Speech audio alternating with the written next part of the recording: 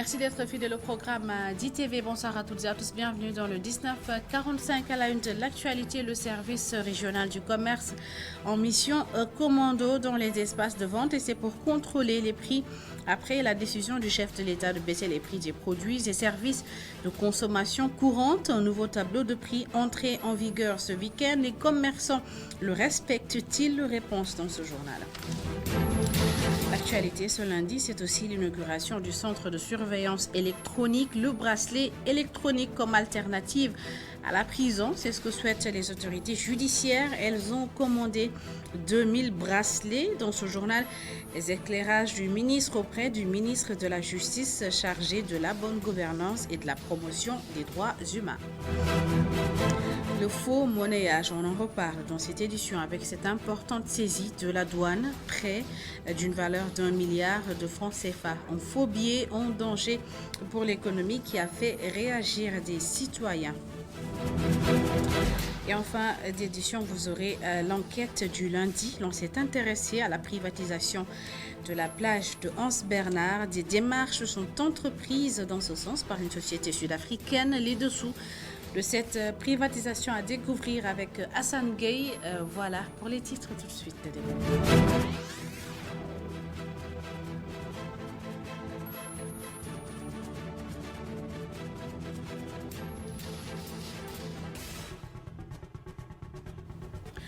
Bienvenue à toutes et à tous et merci de vous informer sur ITV. 11 décisions de baisse des prix des produits et services de consommation courante ont été prises par le chef de l'État il y a quelques jours. C'était lors du Conseil national spécial de la consommation, des mesures qui sont entrées en vigueur ce week-end et pour veiller à l'application des nouveaux prix de vente, le service régional du commerce organise une campagne de contrôle des prix. Les équipes de ce service ont visité plusieurs espaces de vente. Les commerçants respectent-ils les nouveaux prix? Réponse avec Émile Dalessar et Sidignan. Direction du commerce intérieur. Point de départ. Objectif: faire le tour des artères de la ville. Les commerçants ont-ils respecté les nouvelles mesures? Nous nous sommes rendus à la Médina, rue 25, angle 20. Ce commerçant observe les nouveaux tarifs, même s'il se soucie des stocks non remboursés. Actuellement, on est en train d'appliquer les nouveaux prix depuis vendredi. Mais ce qui est un peu malheureux, il y avait des stocks déjà vendus à l'ancien prix et que les fournisseurs n'ont pas encore remboursé ces stocks. Ça va poser un petit problème. Normalement, le gouvernement doit attendre au moins 20 jours minimum pour que les anciens stocks soient vendus. Ensuite, sinon, on subventionne le stock déjà vendu. À quelques encablures de là, une saisie est faite. Le gérant n'a pas observé les nouvelles règles.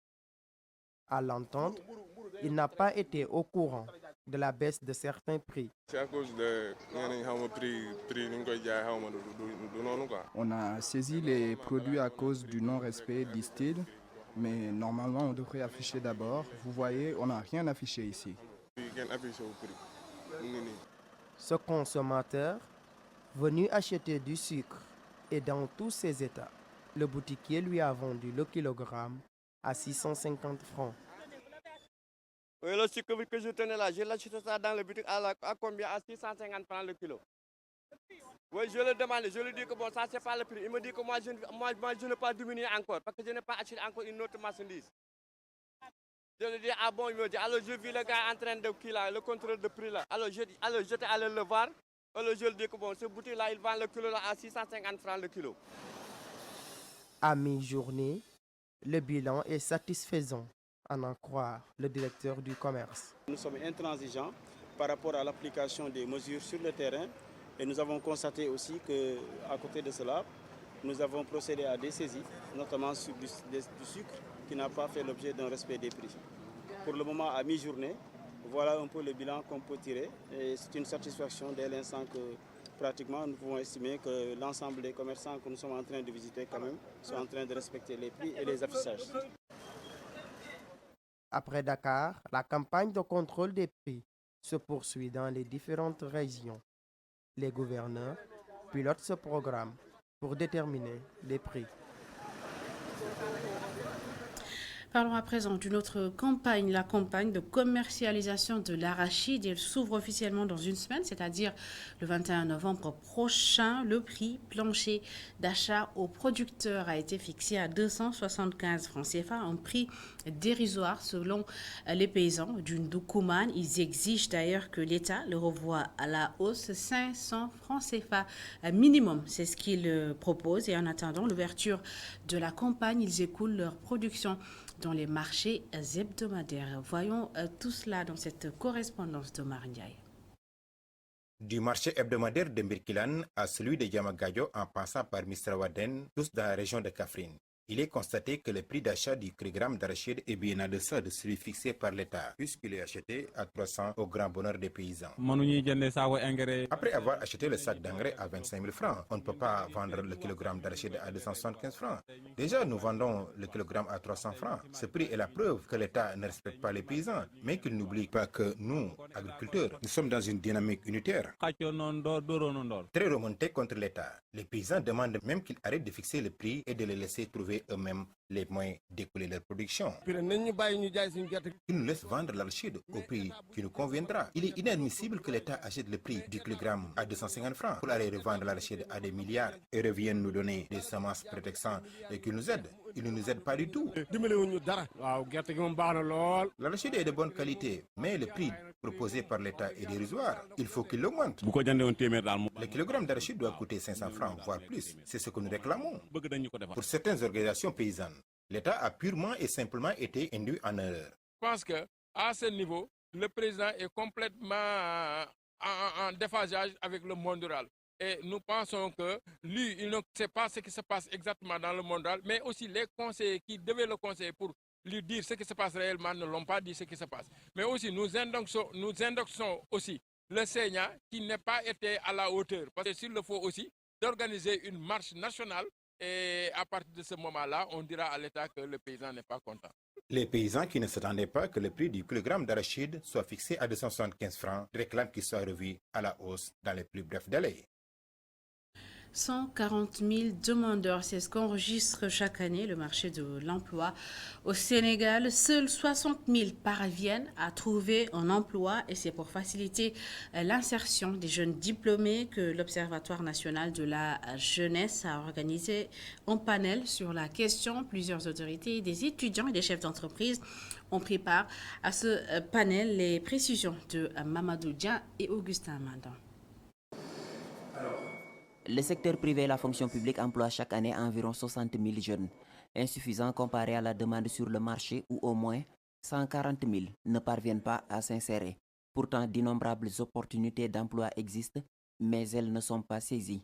Cette masse de jeunes, à mon avis, ne devrait pas être une bombe sociale, mais un atout pour accompagner l'émergence. Chaque année, sur le marché de l'emploi, on dit 200, voire 250 000 jeunes qui arrivent chaque année sur le marché de l'emploi. Et pourtant, il y a beaucoup d'opportunités, mais ces opportunités ne sont pas exploitées. L'Observatoire national de la jeunesse pose la problématique. Les débats sont ouverts. La solution au problème de l'emploi des jeunes, c'est la jeunesse elle-même, selon le directeur de la communication du groupe Immédiat Invest, représentant le parrain, Mahmoudou Ibrakan. Et en fait, vous êtes la solution. Il faut qu'aujourd'hui, on ne vous dise plus, oui, on va vous trouver un emploi. Il ne faut pas que les ministres vous disent, oui, nous allons vous trouver des emplois. Que les politiques vous disent, nous allons vous donner des emplois. Quand ils vous disent, ils biaisent leur message. Mais c'est vous qui devez comprendre que vous avez un potentiel qui sommeille en vous. Mais dès lors que ce potentiel il peut se réveiller sur la base des opportunités qui se présentent à vous, à mon sens, il y a déjà la genèse d'une activité qui peut se réveiller en vous. Et maintenant, vous regardez ce dont vous êtes capable vous-même. La jeunesse est la solution face à cette lancinante question qu'elle pose. Les pistes commencent par l'adaptation, ensuite aller vers l'information. Il faut savoir s'adapter. Autant avec les changements climatiques on parle d'adaptation, autant aussi dans le monde de l'activité économique, il faut aussi savoir s'adapter. Il faut être flexible. Il faut avoir un métier et suivre ce qui se passe pour pouvoir effectivement apporter une formation contenue pour ne pas être périmé. Il faut aller vers l'information. Il y a des structures, parce que là je parle de politique publique maintenant. L'État n'a pas effectivement pour vocation de vous trouver un emploi, mais l'État met en place l'écosystème global qui vous permette de vous orienter et d'avoir votre emploi. L'État, quant à lui, accompagne la dynamique entrepreneuriale à travers différentes structures, ANPEJ, l'ADER et le 3FPT. La jeunesse devrait être impliquée davantage à la recherche de solutions. L'Observatoire national de la jeunesse a décerné un trophée de remerciement au parrain de ce panel, Mahmoudou Ibrakan. Je vous l'annonçais dans les titres, le port du bracelet électronique sera effectif au Sénégal très prochainement. 2000 bracelets ont été commandés selon le ministre auprès du ministre de la Justice chargé de la bonne gouvernance et de la promotion des droits humains. Selon Mamadou Saliou Sow, le centre de surveillance électronique sera inauguré demain mardi. Il était l'invité de la matinale d'ITV Tok Tok Sénégal et il répond aux questions de Baba Ndiaye. L'objectif global, c'était quoi? C'était de désengorger les prisons et d'améliorer un peu les conditions de travail des agents de l'administration pénitentiaire. Mais ce dispositif, quand même, exigeait une formation d'un personnel. Il fallait aussi installer un centre de surveillance pour pouvoir, en tout cas, gérer ceux qui vont porter les bracelets électroniques. Donc l'inauguration se fera demain à 9h. Donc on va, avec cette inauguration, le garde des Sceaux, en tout cas l'ensemble des services qui s'occupent du bracelet électronique, vont expliquer aux populations c'est quoi le bracelet électronique, quelles sont les personnes qui peuvent bénéficier de cette possibilité et comment ça va se faire. Ce n'est pas parce que nous avons la liberté de critiquer, la liberté en tout cas de presse, que nous allons nous permettre de faire n'importe quoi. Quel que soit le statut de la personne, que ce soit moi, que ce soit vous, si toutefois la personne, en tout cas, enfreint les règles, en tout cas qui gouvernent notre société, la justice est obligée d'intervenir. Et je pense qu'avec le cas de Bafalé, c'est ce qui s'est passé. Maintenant, il faut qu'on fasse attention quand même par rapport à notre armée nationale. Tout le monde sait que c'est une armée qui est respectée partout dans le monde, que ce soit au niveau sous-régional, au niveau international. Donc, je pense qu'il faut éviter parfois d'attaquer, de discréditer cette armée, parce que c'est elle qui a notre sécurité. Sans armée, on ne pourra même pas parler de liberté de presse. Parlons à présent du faux monnayage, pratique devenue courante au Sénégal. Rien que ce week-end, la douane sénégalaise a saisi près d'une valeur d'1 milliard de francs CFA en faux billets, des faux billets en CFA, en dollars et en euros. Les citoyens sont-ils conscients du danger que cela représente pour l'économie? Madia Diop et Seleman Diallo en ont rencontré quelques-uns et voici ce qu'ils ont dit. Le trafic de faux billets de banque devient de plus en plus fréquent au Sénégal. Cette pratique courante ne cesse d'alimenter les débats sur la place publique et d'aucuns font le lien avec des jeunes issus de familles aisées. Ce sont les gens issus de familles aisées qui sont liés à ce trafic. Mais nous les pauvres, nous ne sommes pas dans ça. Vraiment, ils ne se contentent pas de ce qu'ils ont. Mener une belle vie dans la facilité, sans avoir à gagner son pain à la sueur de son front, tous ces éléments font que les jeunes se rabattent sur le trafic du faux monnayage. Mais je pense qu'eux, ils aiment tellement la facilité, vouloir avoir de l'argent vite, et je pense que ça rime aussi avec le mode de vie des enfants d'aujourd'hui. Moi aussi, nous aussi, y compris, parce que nous sommes tellement pressés, nous aimons la belle vie, louer des appartements, faire la fête et autres. Entre liberté provisoire et incarcération peu longue, la justice ne semble toujours pas prendre le problème à bras le corps. Ils doivent réagir et durcir les peines. Mais sauf qu'ici, nous sommes au Sénégal. Comme on le dit tout le temps, les gens le disent, je ne sais pas si c'est vrai, la justice, entre guillemets. Si aujourd'hui un enfant de Richard ose faire ça, et que, bon, ça n'a pas débuté aujourd'hui. Il y a des enfants de Richard qui l'ont fait. Ils sont nombreux. L'État doit mettre les moyens pour démanteler ces réseaux. Actuellement au Sénégal, le faux monnayage fait apparaître de jour en jour de nouveaux trafiquants. Et pour que cette pratique puisse être endiguée, les jeunes rencontrés appellent l'État à prendre davantage ses responsabilités. Kaffrine est la toute nouvelle destination de Sénégal Demdik, une des directions de la Société nationale de transport public Dakar Demdik. La ligne interurbaine a été lancée ce matin et dans ce lot de bonnes nouvelles pour les usagers, la ligne Dakar-Kédougou sera renforcée avec des départs tous les jours. Le tout nouveau directeur général compte également renforcer les lignes urbaines, le nombre de lignes urbaines devenues inférieur à la demande. Mam Seynabou Babou et Seleman Diallo. Dakar Demdik renforce son parc automobile. 2 nouvelles lignes interurbaines viennent d'être lancées. Les régions de Kaffrine et de Kédougou en sont les bénéficiaires. Aujourd'hui, nous sommes ici pour lancer 2 départs. Le premier départ, c'est pour Kaffrine. Et le deuxième départ, pour accentuer en quelque sorte, augmenter la fréquence pour la région de Kédougou. Nous avons jugé nécessaire d'accentuer cela. Et c'est pour cela, tous les jours, désormais, nous aurons Kédougou-Dakar, Dakar-Kédougou. La société de transport public ne compte pas s'en arrêter là. Le directeur général promet que tous les autres départements seront également servis. Tout d'abord, aujourd'hui, nous avons évalué aux alentours de 3 milliards, en quelque sorte, pour avoir toutes les pièces de rechange nécessaires et monter en 12 semaines aux alentours de 120 bus au niveau de Dakar urbain. Ceci dit, cela démontre encore la capacité du service maintenance à être au niveau le plus rapidement possible.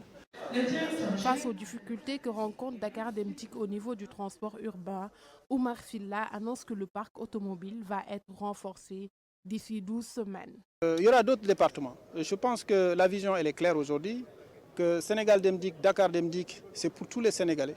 Et tout Sénégalais, dans n'importe quel endroit où il sera, il doit sentir l'existence de Dakar Demdik, l'existence de Sénégal Demdik.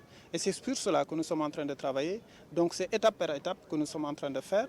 Et nous sommes sûrs et certains qu'aujourd'hui, Inch'Allah, très rapidement, tous les Sénégalais se sentiront servis par Sénégal Demdik avec un service de qualité, service de sécurité et un service de ponctualité. Pour le directeur général de Dakar Demdik, le renforcement des bus sur le transport interurbain s'inscrit dans l'optique d'accompagner le gouvernement du Sénégal dans sa politique de désenclavement du territoire national. Allez, direction Ngogom, c'est dans le département de Bambey. La commune sera bientôt dotée d'un complexe sanitaire dernière génération d'un coût d'1 milliard de francs CFA. L'infrastructure financée par l'agence américaine Akeboulan West Afrique devrait permettre de répondre aux exigences sanitaires dans la localité. Les détails dans cette correspondance de Goranaklo et Tchernovaï. Financée à hauteur de 2 milliards de francs CFA, la commune de Ngogom, en partenariat avec Akeboulan West Africa, entend mettre sur pied un complexe sanitaire pour répondre aux exigences sanitaires devenues jusqu'ici l'une des principales doléances des populations de Ngogom. C'est un centre, comme je l'ai dit, de centre médical, en fait, comme un poste de santé, un centre de santé, pour donner faciliter l'accès aux soins de population, mais aussi des soins de qualité. Parce que les standards qu'on va mettre ici sont les standards internationaux, un centre de santé de standard international. Mais parallèlement à ça, on a un centre de formation dans le domaine médical. Donc tout ce qui est formation des infirmiers, des sages-femmes, des laborantins, des ambulanciers, des urgencistes, etc., seront formés dans ce centre et pour leur permettre d'avoir une qualification de haut niveau pour la jeunesse du département de Bambey. Ainsi, le maire de cette commune située dans le département de Bambey annonce aussi d'autres projets pour accompagner les jeunes en quête d'emploi. Dans les régions, on a un problème de chômage qui est extrêmement important. Les jeunes n'ont pas d'emploi, ils ne trouvent pas d'emploi dans la localité. C'est pour ça qu'on constate l'exode rural. Ils sont tous obligés d'aller dans les régions pour chercher quelque chose. Et ça a des conséquences extrêmement importantes. On a l'exiguïté au niveau de Dakar, on a le problème de transport qui se pose au niveau de Dakar. Même les inondations qu'on trouve au niveau de Dakar, c'est en partie dû par l'exode rural. Parce que les gens qui sont dans les banlieues, dans les bidonvilles, ils habitent dans les régions. S'ils avaient un travail dans la région, ils n'allaient pas rester à Dakar dans des conditions extrêmement difficiles. Donc c'est un problème, c'est une demande sociale comme vous le dites, qui est là, mais les jeunes ont besoin d'appui, ont besoin d'accompagnement. À cet effet, le président directeur général d'Akebulan West Africa revient sur la particularité de ce projet. For this specific project, the one that we're launching today is for medical resources. La particularité de ce projet consiste à ramener des ressources médicales pour faciliter l'accès aux soins, faire de sorte que les plateaux techniques soient relevés, car nous savons que l'accès aux soins reste un droit fondamental. To the medical facilities and then to expand that to area regions as well, so that they can benefit from this medical center as well. Faciliter l'accès aux soins médicaux, objectif de l'équipe municipale de Ngogom, qui donne déjà un délai d'exécution des travaux de 18 mois. Et pendant ce temps, à Birkelane, 223 villages se partagent un centre de santé, causant ainsi d'énormes difficultés aux populations, assez pour que les autorités locales exigent la construction d'un hôpital. Et selon elles, une délibération de 4 hectares a été faite pour la construction de l'infrastructure. Faloufal est maire de la commune. Il est aussi membre du conseil économique et social. Ils portent leur plaidoyer au micro d'Oumarandjaï. Mais vous savez, Birkelane, avant, c'était un chef-lieu de l'arrondissement. Il est devenu commune, ensuite département. Et on avait un poste de santé. Et maintenant, avec toutes ces communes qui se retrouvent dans le département, Birkelane doit avoir un hôpital de 2 ou de... Parce que Birkelane s'agrandit. Birkelane doit s'agrandir encore, parce que, enfin, pour ces raisons, ne serait-ce que pour ces raisons, les maladies... Vous avez à Kaffrine, nous avons un hôpital. Tous les grands malades partent à Kaffrine pour se soigner. Et si Birkelane avait un hôpital adéquat, pourquoi se rendre à Kaffrine ou à Kaolack? Donc Birkelane doit avoir un hôpital. Moi, ce que j'ai fait, c'est ce que je devais faire. Trouver un terrain, faire une délibération avec les conseillers municipaux et l'amener à la préfecture, approuvé par le préfet. Et je l'ai laissé au préfet. Le préfet l'a envoyé au ministère, à Dr Sarr même, je pense. Donc, moi, j'ai fait ce que je devais faire. En sport, c'était le week-end de tous les risques pour les Lions avant de rejoindre Doha. Kalidou Koulibaly a donné des frayeurs aux Sénégalais après son choc face à Newcastle. Heureusement pour le capitaine des Lions, il y a eu plus de peur que de mal. Habib Diallo a marqué son 6e but de la saison et Mambiram Diouf a permis à son équipe de s'imposer le Tour d'Europe des Lions. C'est avec Cheikh Diop. En France d'abord, Strasbourg a arraché le nul 1 but partout face à Lorient grâce à Habib Diallo qui a égalisé à la 87e minute avec son 6e but de la saison. Mory Diaw a joué avec Clermont qui s'incline à Bollaert face à Lens 2-1. Dans le match phare de la journée, Crépin Diatta a provoqué le pénalty qui a permis à l'AS Monaco d'égaliser face à Marseille 1 but partout. Ismaël Jacob, Bamba Dieng et Pape Alassane Gueye ont tous débuté sur le banc. En Premier League, que des frayeurs pour Kalidou Koulibaly. Aligné d'entrée face à Newcastle, de même qu'Edouard Mendy dans les buts, le capitaine des Lions, après avoir reçu un coup, est resté allongé sur la pelouse de Saint James Park, plongeant tous les Sénégalais dans une inquiétude totale. Mais plus de peur que de mal, le solide défenseur sénégalais a pu continuer la rencontre perdue par Chelsea 1-0. Idrissa Gana Gueye a aussi été titularisé par Frank Lampard, mais Everton a été corrigé par Bournemouth 3-0.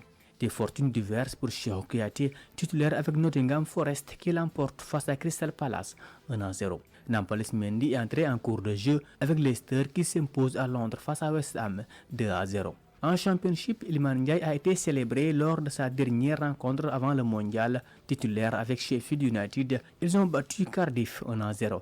Laissé sur le banc en début de match, Ismaïla Sarr a pris part au nul vierge de Watford devant Bristol City. Mamadou Lom Ndiaye a joué la deuxième période Reading bat Hull City 2-1. En Turquie, pour finir, Mambiram Diouf a donné la victoire au Konyaspor qui s'impose 2-1 devant Kayserispor.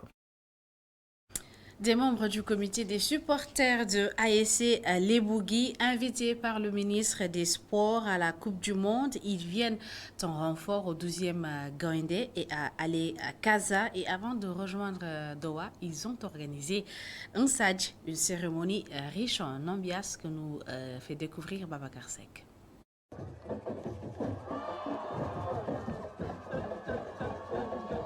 C'est dans une grande ambiance que les supporters de l'ASC Lebougui, invités à soutenir les Lions du Sénégal au Qatar, ont dit au revoir avec une cérémonie de Sadj dans la pure tradition Lébou.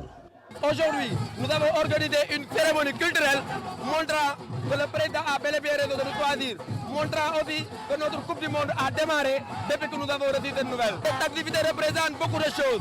Nous avons cette habitude, à chaque fois que notre équipe joue, de faire ce genre d'activité-là la veille pour montrer à tout le monde que le jour J, nous serons prêts, que le jour J, on donnera tout pour avoir la victoire. Et aujourd'hui, c'est le Sénégal qui est tout simplement à l'honneur. C'est le Sénégal que nous avons supporté, c'est le Sénégal que nous avons accompagné. Donc nous avons fait cette activité culturelle qui nous est propre, qui est notre patrimoine, pour accompagner ce qu'on appelle les Lions de la Teranga. L'une des deux femmes de la délégation compte représenter dignement la jeune féminine. Je suis vraiment émue et contente d'avoir été choisie. Parce que ce n'est pas évident, parce qu'il y a plusieurs personnes, des filles comme moi qui sont ici et qui supportent mieux l'ASC Lebougui que moi. Mais moi, peut-être que j'ai eu la chance de faire partie de ceux qui vont au Qatar. Comme elles étaient lors des matchs de l'ASC Lebougui, venir sur les fan zones, supporter l'ASC Lebougui, porter leur maillot et assurer. Ici, c'est ça mieux au Qatar, Inch'Allah. Ça va chauffer ici, Inch'Allah. Les 30 supporters de l'ASC Lebougui s'envoleront le 18 novembre prochain pour le Qatar pour soutenir les Lions du Sénégal.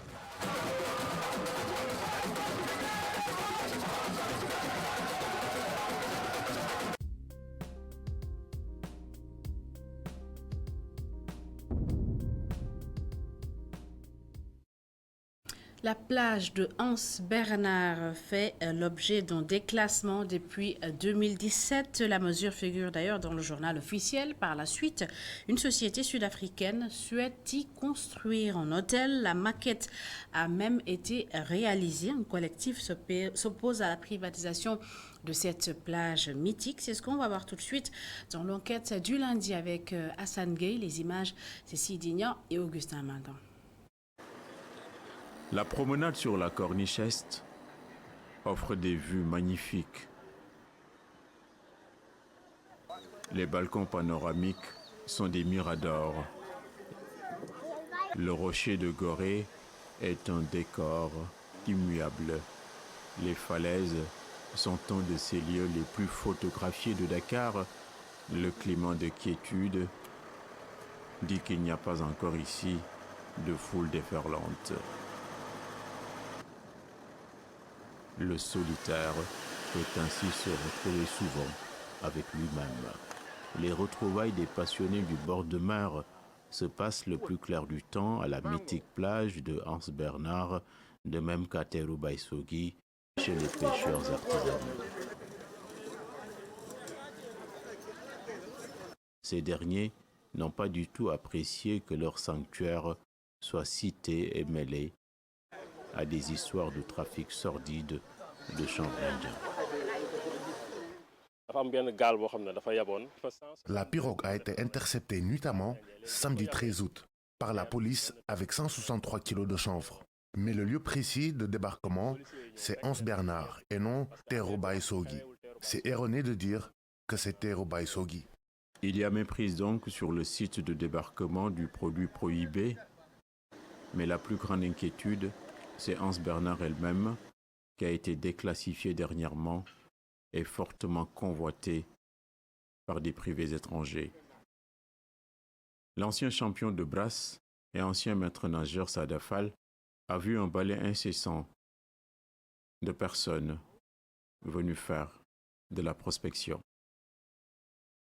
Il paraît qu'il y a des Sud-Africains qui sont venus, il y a des des Espagnols aussi, je pense, et qui sont venus pour vérifier et prendre des mesures, poser des questions.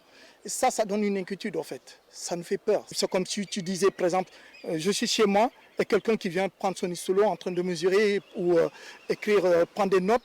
Tu te poses la question, mais le gars il vient sans demander une autorisation. Qui les envoie, ces gens-là? Qui les envoie? Pourquoi? Peut-être il y a une suspicion que la plage va être vendue. Il n'y a pas une réaction, tu vois. Parce que ça, c'est un domaine public. Ça ne doit pas être touché. C'est une plage qui existe depuis nos vieux.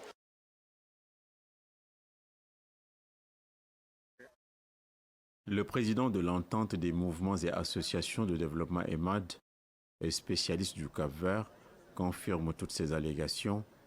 Les Sud-Africains ont planifié bel et bien un projet d'hôtel sur le site. Un courrier d'interpellation marquant la surprise des défenseurs du littoral a été adressé au chef de l'État. Lorsque nous avons eu écho du déclassement de l'assiette foncière de Hans Bernard, nous avons fouillé les archives, nous sommes allés nous documenter pour voir la signification et comprendre de ce déclassement. À notre grande surprise, nous avons eu l'information que le site devrait être vendu à des privés sud-africains, en l'occurrence la société Saota. Nous avons vu les plans, nous avons vu les prévisions, alors automatiquement nous avons convié une assemblée générale. La vague des convoitises pourrait toucher également l'ancien palais de justice du Cap Manuel, bardé en ce moment de caméras de surveillance. Toute prise de vue y est interdite. Le vigile vient s'interposer aussitôt la caméra allumée. Comme à Hans Bernard, il y a anguille sous roche à l'ancien palais de justice de Dakar.